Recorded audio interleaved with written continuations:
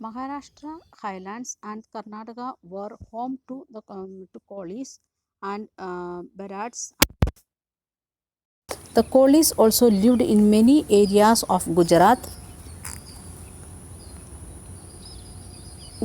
Further south, there were large tribal population in Koragas, Vetas, and Maravars, and many others. We can see in the South India here in Tamil Nadu, Kerala like that, and even Karnataka. We can see like that many tribal groups. The large tribals of Bhils was spread across the western and central India. Means the Rajasthan and Gujarat area. We can see the group of Bhils.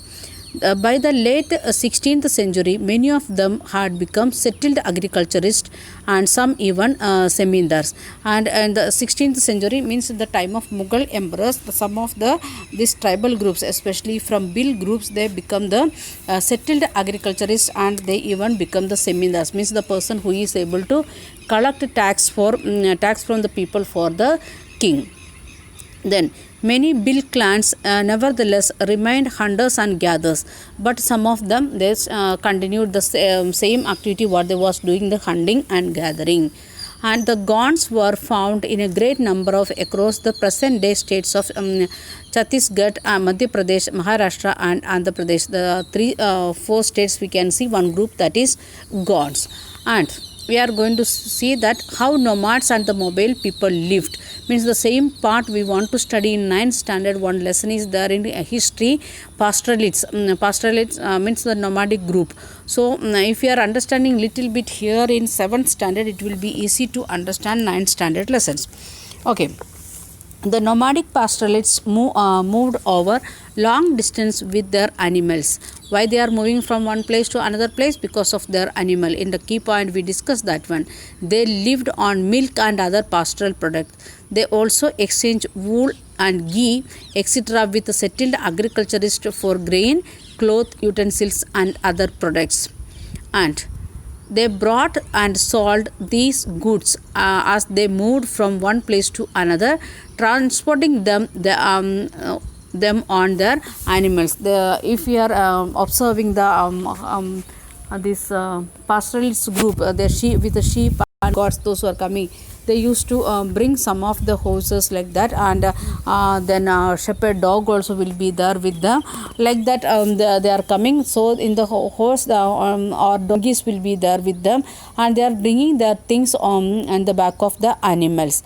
And when they are purchasing one thing from one area, and when they are moving to other area, they may sell the same thing and they will get another something in that area.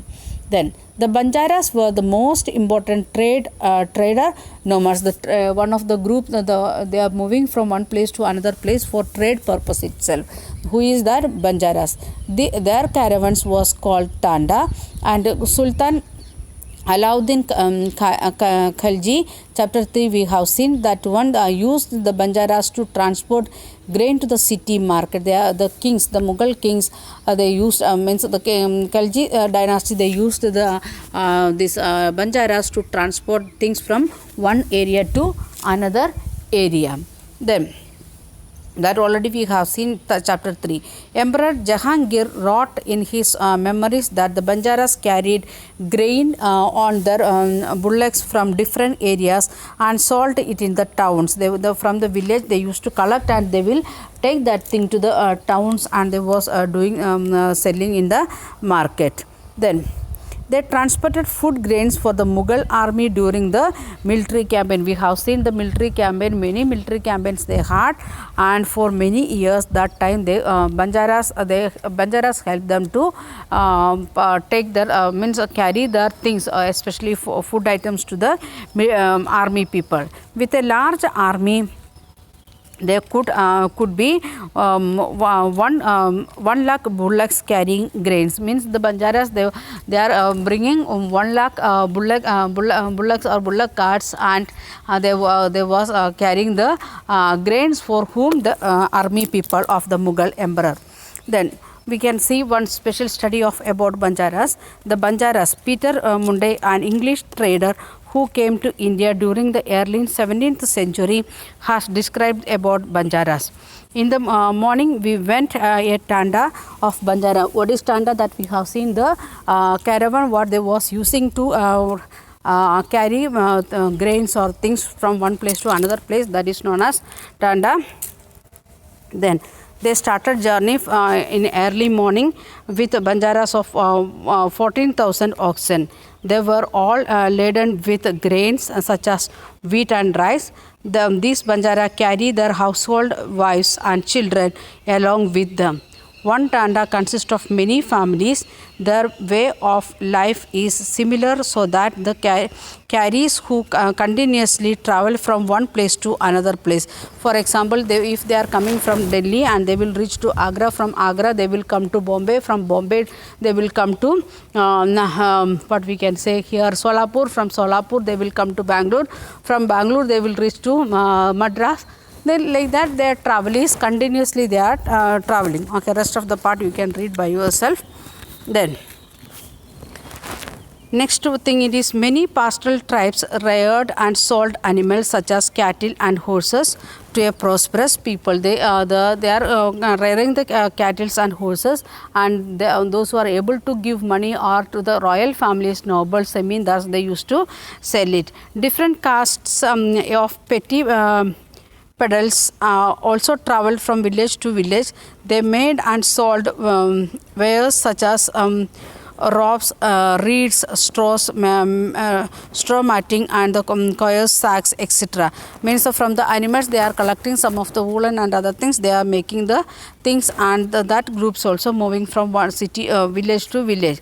Sometimes mendicants act as the wandering merchants. Some of the merchant means the traders or merchants also want to travel. If you are looking at the truck workers, those who are truck drivers or truck owners, if you are looking at the truck owner from here in Karur, and the trucks are moving in some other parts of India, here and there in different states, like that some merchants also becoming the nomadic group. There were caste of entertainers who performed in different towns and villages for their livelihood. We know the circus group, like that groups are there. They are roaming, moving from one area to another area to entertain the people as well as to get their livelihood. Like that, different types of nomadic groups are there in the society. Some are because of their animals, some are because of they are doing the work as a carrying things from one place to another place. Then some are working as a merchants, that's why they are moving from one place to another place. Some are like entertainers, they want to move from one place to another place to entertain all the people of the country. Like the different types of nomadic or the mobile peoples we can see in our India, still it is there. Then changing society, a new caste and hierarchies. We have studied Varna system in 6th standard. Now here we are going to study subcaste system, or changes of caste, or the mingling of the caste and making the subcaste or jadi system in the society. As the economy and the need of the society grew, people with new skills were required. Smaller caste or jadis emerged with the Varnas. Varnas, major 4 Varnas are there. With that or out of that we can see some other jadis, like we have discussed that one in the key points, like that Vishwakarmas, like that some groups are developing or jadis are developing. For example, new caste appeared amongst the Brahmins, and on other hand, many tribes and social groups were taken into caste-based society and given the status of jadis. Specialized artisans, smiths, carpenters and masons were also recognized as a separate jadi by Brahmanas. We used to call them Vishwakarma. Jadis rather than Varna became basis of their organizing society, because in a society if only Brahmins are there or Kshatriyas are there, it is difficult to live in the society. We are saying about 4 group of people. First one Brahmins, second one Kshatriyas, third one Vaishyas, and fourth one is Shudras. And if there is only Brahmins, Kshatriyas, Vaishyas and Shudras, who will means Brahmins their duty doing the rituals in the temples. Then Kshatriyas duty rule the people as well as a work as a warriors. And third group Vaishyas, they are the business people. Then next one the Shudras, they are the tillers of the land. Then who will make the tools? Who will make the buildings? Like that many things we needed for our society. So all other jadis started to develop in the society. Still it is there like that jadi system in our society. Then deliberations on jadi. A 12th century inscription from Kondan Udayar in Tiruchirappalli Taluka in present-day Tamil Nadu describe the deliberations on Sabha. That is chapter 2. We have seen that one of Brahmanas. They deliberated on the status of group known as Rathagaras, literally known as the chariot makers. They laid down their occupation, which were to include the architecture, building coaches and chariots. Erecting gateways for temples with image in them, preparing wooden equipments used to perform sacrifices, building mandabas, making jewels for the king. Like that different groups we have discussed about Vishwakarma. Like that another one group that is the people, those who are making the chariots and those who are working, making the helping to make the what we can say buildings, the arches and other things. That group people, they are becoming different jadi. They are coming a new group like that Rathagaras. Okay.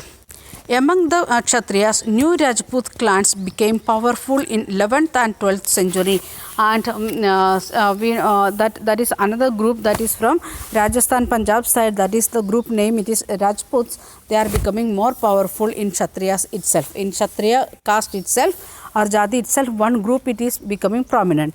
They belong to different lineages such as Hunans, Chandalas, Chalukyas and others. Some of these two had been tribes earlier. Some of the groups, these Rajput, now we are saying like that together, but they came from different group of people.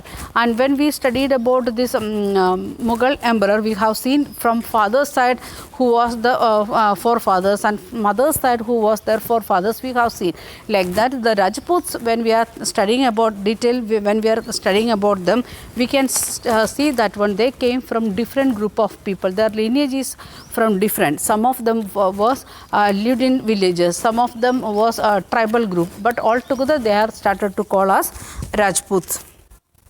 Then many of these clans came from regarded as Rajput. They gradually replaced the older rulers, especially in the agricultural area. Here the developed society was emerging and the rulers used their wealth to create powerful states. Then we have seen that the Delhi Sultanate or even in 6th standard we have seen like that those who are becoming economically good or socially powerful, they are making more money and making their own countries or some small kingdom. Then the rise of the Rajput clan to the position of the rulers set an example for the tribal people to follow. So we can see the tribal people, they are coming and fighting against the still it is going on, the what we are calling it Dalit movements are going on. Why? They know if they are fighting against the mainstream of the society, they can get it like that because they are having the some of the examples, and other some of the examples we will study in higher classes also, in 8th standard also, 9th standard also we will study. Even 10th standard we can see some of the examples. Okay. Gradually, with the support of the Brahmins, many tribal became part of the caste system, but only the leading tribal families could join in the ruling class. Only those who are, for example, Banjaras, like that, those who are more powerful, like that group, they can join with the help of Brahmins in the ruling class, and they are becoming the rulers of that area. Then, a large majority joined in the lower jadis of the caste society. On other hand, many dominant tribes of Punjab, Sindh and the north-west frontier had adopted Islam quite early. So some of the people, they tried, the tribal group or the people, those who was out of the this caste system, they joined in the Islam religion also, before start instead of joining in the caste based society in India. Then they continue to reject the caste system. The unequal social order prescribed by Orthodox Hinduism was not widely accepted in these areas. Still, we are saying like that we don't want like that casteism and this up and downs in the society. The emergence of the states is closely related to social changes amongst the tribal people. Two examples of this important part of our history are described below. We can see many groups. What we are going to study about two groups. One is Gonds, and we are going to see about Ahams also. We will continue that one in next video.